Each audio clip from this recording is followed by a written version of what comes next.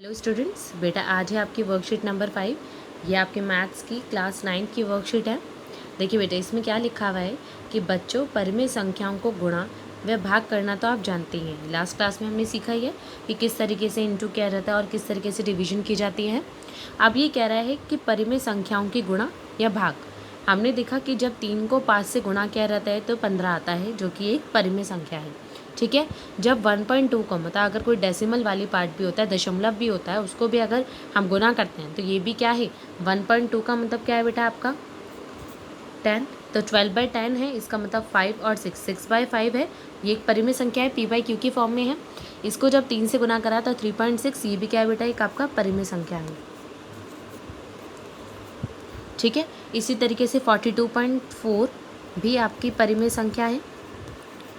इसी तरह से कह रहा है 32 को जब 2 से डिवाइड किया जाता है तो 16 भी क्या है, एक परिमेय संख्या है।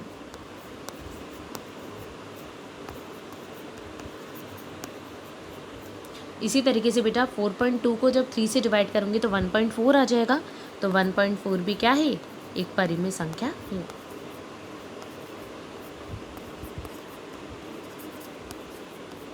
चलिए अब देखिए, तो आपने देखा कि परिमेय संख्याओं को गुणा या भाग करने पर परिमेय संख्या ही मिलती है। ठीक है। हमारा जो मेन मोटिव था इसको गुणा या भाग करने का वो ये था कि जब हम परिमेय संख्या को किसी परिमेय संख्या से गुणा करते हैं, दो परिमेय संख्याओं को चाहे गुणा करें या भाग करें, तो हमें आंसर में कैसी संख्या मिलती है, परिमेय संख्या ही मिलती है। अब हम चाहते हैं कि अब हम अपरिमेय संख्याओं को देखें कि उसके गुणा और भाग करने पर कैसा आंसर मिलता है। ठीक है, तो इसे देखते हैं ज़रा। ये देखिए, अब वो कहता है अपरिमेय संख्या की गुणा या भाग। वो कहता है √2 को जब √3 से इंटू करा तो क्या आ गया बेटा आपका, √2 इंटू √3, रूट एक जैसा हो गया अंडर रूट में, और ये क्या आ गया 6। वैसे भी हम जानते हैं बेटा कि अगर ये देखिए रूट का मतलब क्या होता है, 2 की पावर 1/2 इंटू में 3 की पावर 1/2। अब हम ये जानते हैं कि जो घातांक के नियम होते हैं कि a की पावर m गुना में b की पावर m, जब एक जैसी पावर होती है और अगर बेस जो है वो अलग अलग होता है और इंटू का साइन होता है, तो हम क्या करते हैं, ए बी की गुना कर देते हैं और पावर सेम एक जैसी लगा देते हैं। तो इसमें भी क्या करेंगे, 2 तिया 6 और 6 की पावर 1/2, इसका मतलब ये क्या आ जाएगा, √6। तो हम बेटा जानते हैं √6 क्या होता है, एक अपरिमेय संख्या होता है। ठीक है। अब वो ये कह रहे हैं जब √2 को √2 से गुना करा, तो हम ये भी जानते हैं कि जब एक जैसे रूट वाले को गुना किया जाता है, एक जैसे रूट वाले को उसी संख्या से दूसरी बार भी गुना किया जाता है, तो बेटा वो एक सिंपल संख्या बन जाती है। क्यों बन जाती है, वही रूल। अगर आपका ये 2 की पावर 1/2 है, ठीक है, 2 की पावर 1/2 है और गुना में फिर 2 की पावर 1/2 है, तो हम क्या करेंगे, 2 2 ज़ा 4 और 4 की पावर 1/2। अब मैं ये जानती हूँ कि जो 4 होता है वो 2 का स्क्वायर होता है, 2 का वर्ग होता है। तो ये क्या करूँगी, मैं इस तरीके से कर दूँगी, तो 2 से 2 कैंसिल हो जाएगा, जिससे आंसर क्या आ जाएगा आपका 2। तो आपको आगे के लिए हमेशा याद रखना है कि अगर √2 को √2 से गुना करें, √3 की √3 से, मतलब जब एक जैसा, देखिए जोड़ा बनने पर जो अंक होता है वो वर्गमूल से क्या हो जाता है बेटा, बाहर आ जाता है।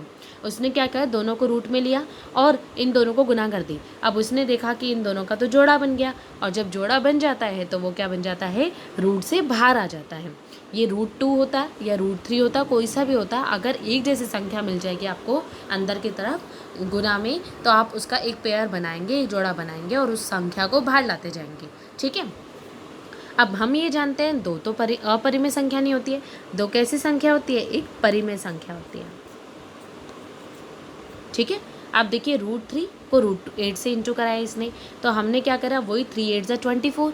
अब देखो हमने क्या करा कि ये 3 इसके सभी को अलग करके रख दिया, ये 2 को इसके अभाज्य गुणनखंड कर दिए। अभाज्य संख्या बेटा आप सभी जानते हैं जो कि या तो अपने खुद के टेबल में आता है नंबर, या फिर 1 के टेबल में आता है। अब देखो 8 का अगर मैंने फैक्टर करा तो 8 को 2 2 से इसलिए करा है, 2 4 ज़ा 8, 2 2 ज़ा 4 और 2 1 ज़ा 2। ये इसलिए करा है, मैंने 4 इसलिए नहीं लिया है क्योंकि 4 एक अभाज्य संख्या होती ही नहीं है, क्योंकि 4 का तो जो फैक्टर होता है वो 2 से अधिक होता है, वो 1 के टेबल में भी आता है, 2 में भी आता है और 4 में भी आता है।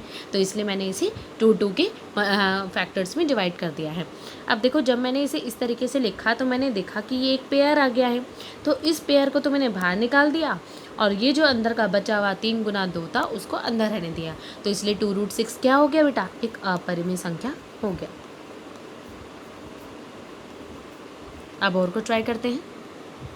देखिए अब वो कहता है कि √3 2 प्लस में √5 ये मल्टीपल में है, तो पहले आप एक इससे गुना करेंगे और फिर इसकी इसी से गुना करेंगे, ठीक है ना। तो आपका ये क्या हो जाएगा, 2 का √3 से गुना और √5 इंटू में √3। तो बेटा जब इस तरीके से करेंगे तो आपका सिंपल वाला पार्ट तो एज इट इज़ ऐसे लिखा जाएगा, और ये जो रूट की जब रूट से गुना की जाती है तो हम क्या जानते हैं, अगर एक जैसा होता है तो वो सिंपल नंबर बन जाता है, एक जैसा नहीं होता है तो रूट के अंदर ही हम उसकी सिंपल गुना कर देते हैं। तो 5 दिया 15, तो आपका क्या आ जाएगा 2√3 प्लस में √15। ये भी कैसी संख्या है, एक अपरिमेय संख्या है। आप ये जानते हैं डिस्ट्रीब्यूटिव लॉ होता है अपरिमेय संख्या। अब देखिए √3 प्लस में √2 √2 प्लस में √3 और फिर गुना में दे रखा है 3 माइनस में √5। तो बेटा एक बार इस वाले सेट की इससे गुना और इससे गुना, फिर दूसरे वाले सेट की इससे गुना और इससे गुना। तो देखिए इसे क्लियर कर देती हूँ जिससे आपको क्लियर हो जाए। ये देखिए अब मैंने क्या करा, 3 की √2 से गुना करी तो ये आ गया, ठीक है। फिर ये मैं थोड़ा इधर लिख के दिखा देती हूँ, ये √2 प्लस में √3 फिर आपका 3 माइनस में √5। इसको दूसरा कलर ले लेते हैं।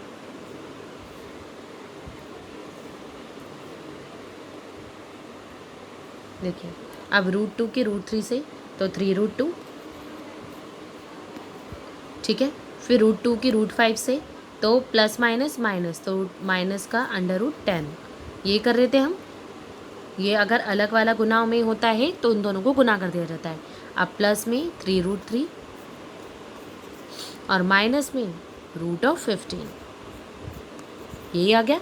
अब अगर इसका कोई एक जैसा होता है, जैसे हमने कल एक जो वीडियो में सीखा था अभी लास्ट क्लास में, उसमें सीखा था अगर ये भी √2 है और ये भी √2 होता तो इसको हम प्लस माइनस कर देते। लेकिन ये क्या है, इसको समझो एक त्रिभुज है, ये क्या था स्टार है, तो इन दोनों को एक साथ नहीं जोड़ सकते। तो आपका एज इट इज़ का एज इट इज़ यही नंबर आ जाएगा, और ये भी हम क्या लिख देंगे, एक अपरिमेय संख्या है।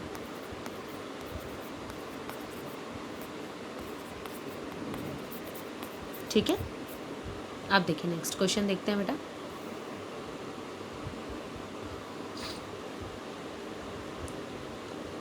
अब देखिए ये कहता है 3 डिवाइडेड बाय √3। तो क्या हो जाएगा बेटा, √3 से √3 कैंसिल हो जाएगा, जिससे ये 3 आ जाएगा। तो 3 क्या होती है, एक परिमेय संख्या होती है, परिमेय संख्या। ये क्या थी, अपरिमेय।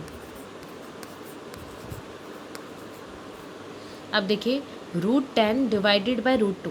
तो बेटा हम जानते हैं कि √10 डिवाइडेड बाय √2, तो 10 के फैक्टर्स क्या होते हैं, 2 इंटू में 5 और ये आ जाएगा 2, 2 से 2 कैंसिल हो गया, इसका मतलब √5 बच गया। और ये भी कैसी संख्या होती है, अपरिमेय संख्या होती है, संख्या होती है। चलिए अब देखिए वो प्रयास करने के लिए कह रहा है, क्या 2 परिमेय संख्याओं को गुणा करने पर अपरिमेय संख्या मिल सकती है। तो बेटा हमने स्टार्टिंग में ही देख लिया था कि 2 परिमेय संख्याओं को गुणा करने पर हमेशा हमें आंसर क्या मिलता है, परिमेय संख्या ही मिलती है। तो इसलिए हमारा आंसर क्या आ जाएगा, नहीं। क्या 2 परिमेय संख्याओं को गुणा करने पर अपरिमेय संख्या मिलती है, तो नहीं, नहीं मिलती, परिमेय संख्या ही मिलती है। क्या 2 अपरिमेय संख्या को गुणा करने पर परिमेय संख्या मिल सकती है, हाँ मिल सकती है। आपको परिमेय भी मिल सकती है और अपरिमेय भी मिल सकती है। जैसे हमने कुछ क्वेश्चंस में हम जैसे ये वाला करा था सॉल्व, तो ये √5 जो कि अपरिमेय था, और जब इसे सॉल्व करा था ये दोनों अपरिमेय थी, लेकिन इसको जब सॉल्व करा था तो ये √3 सिंपल 3 आ गया था जो कि परिमेय थी। ठीक है। अब देखिए इसे हल करने के लिए वो कह रहा है, तो बेटा देखिए इसको हम क्या करेंगे, √10 को इस सभी को इंटू में 5 इंटू में 5 2 से 10 क्या होता है, ये 5 इंटू में 2 पेयर बन गया 2 का, तो इसलिए क्या आ गया आपका 5√2। ठीक है।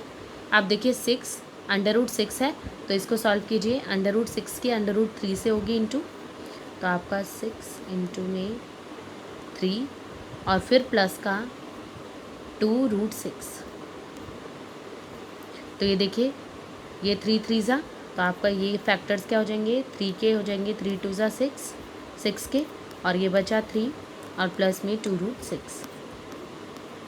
तो ये क्या आ जाएगा बेटा, 3 बाहर आ जाएगा क्योंकि इसका पेयर बन गया है, तो 3√2 प्लस में 2√6। ठीक है, तो इस क्वेश्चन नंबर 2 का आंसर क्या हो जाएगा, ये फर्स्ट का आंसर है और ये आपका 2 का आंसर है, ये पूरा का पूरा। अब थर्ड क्वेश्चन सॉल्व कर लेते हैं। ये थर्ड का आंसर है, सॉरी 2 यहाँ पे है। अब देखिए 2 क्वेश्चन वो कहता है √3 इंटू में, तो ये देखिए वही कर देंगे जैसे हमने उसका करा है। 3 इंटू में 6 है, तो बेटा वही कर देंगे आप। 3 इंटू में 3 इंटू 2, तो ये आपका 3 बाहर आ जाएगा और √2 अंदर रह जाएगा। अब √15 को √5 से डिवाइड करना है, तो बेटा किस तरीके से करेंगे, √15 3 इंटू में 5 डिवाइडेड बाय √5। देखिए √5 से या इसे ऐसे लिख लो, √3 इंटू में 5 डिवाइडेड बाय 5, तो 5 से 5 कैंसिल, तो आ जाएगा आप आंसर √3। ठीक है, आप देखिए ये 4 तक के पार्ट्स हो गए हैं आपके। अब इसको करते हैं बेटा, ये आपका 5th पार्ट, ये √7 इंटू में दिस, तो इसको भी क्या करेंगे, √7 इंटू में 7 या 21, 7 इंटू में 3, तो ये आ जाएगा आपका 7/√3 क्योंकि 7 का पेयर बन गया। अब इसी तरीके से f वाला पार्ट करते हैं। 18 को आप देखिए इसको करेंगे इस तरीके से, 18 √3 डिवाइडेड बाय 6√3, तो बेटा √3 से √3 कैंसिल हो जाएगा, 6 1 ज़ा 6, 6 3 ज़ा 18, तो आपका आंसर कुल मिलाकर क्या बन जाएगा, 3। अब देखिए 27.8 इंटू में 15, तो देखिए 27 बाय, इसे कैसे सॉल्व करेंगे, इधर कर देती हूँ मैं। 27.8 का मतलब है इसका डेसिमल हटाएंगे हम, और ये है 15, तो देखिए 5 3 ज़ा 15, 5 2 ज़ा 10, 2 1 ज़ा 2, 2 3 ज़ा 6 और 2 9 ज़ा 18। ठीक है, तो आपका क्या आ जाएगा, 139 इंटू में 3, तो 9 3 ज़ा 27, 3 3 ज़ा 9 और 2 11 और ये आ जाएगा 4, तो आपका 417 आंसर आ जाएगा इसका। अब इसका क्या आ जाएगा, 1.06, तो 1.06 डिवाइडेड बाय 2 है, इसका जब डेसिमल हटाओगे बेटा तो ये इतना आ जाएगा। अब पहले सिंपली हम 2 से डिवाइड करेंगे, तो 2 5 ज़ा 10 और 2 5 ज़ा 10 और 2 3 ज़ा 6, तो ये कितना आ जाएगा, 53 डिवाइडेड बाय 100। तो हम ये जानते हैं जितने नंबर्स ये होते हैं उतने के आगे डेसिमल लग जाता है, तो 0.53 आपका आंसर आ जाएगा बेटा। आपकी इतनी ये वर्कशीट थी, आई होप आप लोगों को ये समझ आई होगी। Thank you.